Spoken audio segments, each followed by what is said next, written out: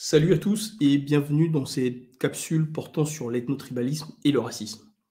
Alors, la question que nous allons nous poser aujourd'hui dans cette capsule est: y a-t-il une différence fondamentale entre racisme et ethnotribalisme?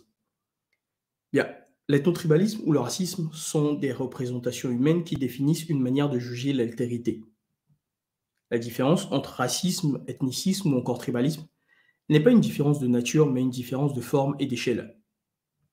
L'ethnotribalisme, comme le racisme, sont deux réalités passives ou actives qui permettent à des individus appartenant à un groupe de catégoriser un autre groupe.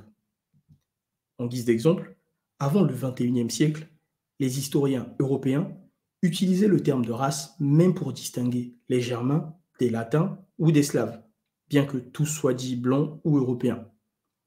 La conséquence de ces représentations est que l'individu de l'autre groupe est d'abord une partie et un porteur des caractéristiques du groupe avant d'être un individu dans l'absolu.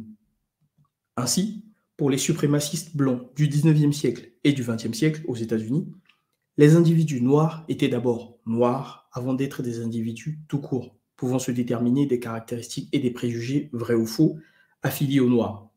Ils agissaient donc conformément et quasi uniquement suivant les caractéristiques qui leur étaient affiliées. En Afrique, contrairement au racisme actif des Européens ou des Américains des siècles précédents, l'ethnotribalisme est passif.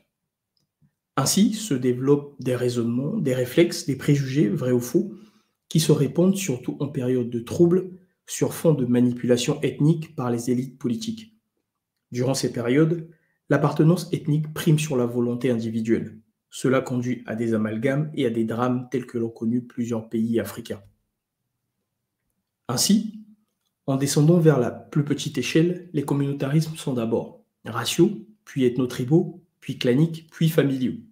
Famille, clan, ethnie, tribu, race sont des constructions humaines identitaires ou des catégories identitaires basées sur des présupposés culturels, géographiques ou encore de parenté, et il n'y a aucun intérêt à le renier. L'ethnotribalisme, tout comme le racisme, trouve son origine dans les différences phénotypiques, géographiques et culturelles.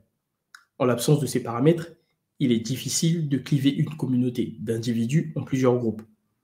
Le passage de l'ethnotribalisme au racisme n'est qu'un changement d'échelle, tout comme le passage du clan, ou famille élargie, à l'ethnotribalisme. Le phénotype, dont le principal critère observable chez l'homme est la couleur de la peau, a ainsi été dans l'histoire la source de siècles de racisme envers les Noirs d'Afrique.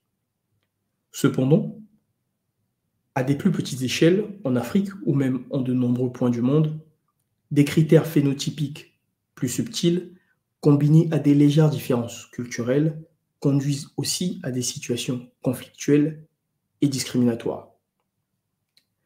Alors, nous arrivons à la fin de cette capsule.